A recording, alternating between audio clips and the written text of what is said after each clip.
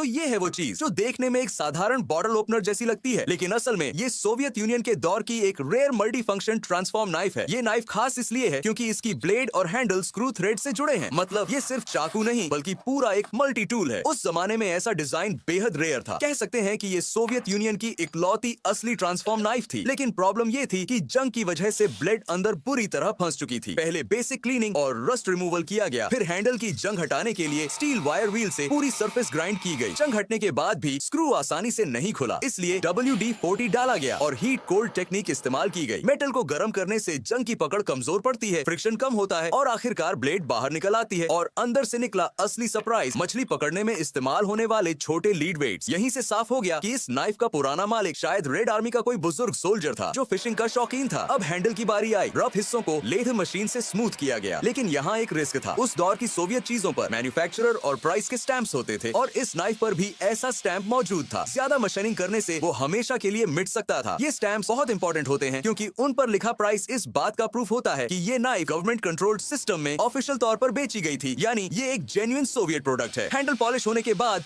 Blade को साफ किया गया। अच्छी बात ये थी कि ब्लेड अंदर से बिल्कुल खराब नहीं थी, बस पॉलिशिंग से वो चमक उठी, एज को शेप दिया गया और फाइन ग्राइंडिंग की गई। इसके बाद ब्लेड और हैंडल दोनों को मिरर फिनिश पॉलिश मिला। आखिरी स्टेप में हीट ट्रीटमेंट किया गया ताकि मेटल की स्ट्रेंथ पूरी तरह वापस आ सके। और अब हमारे सामने है वो नाइफ जो कभी जंग में दबी हुई थी और आज पूरी तरह रिस्टोर हो चुकी है।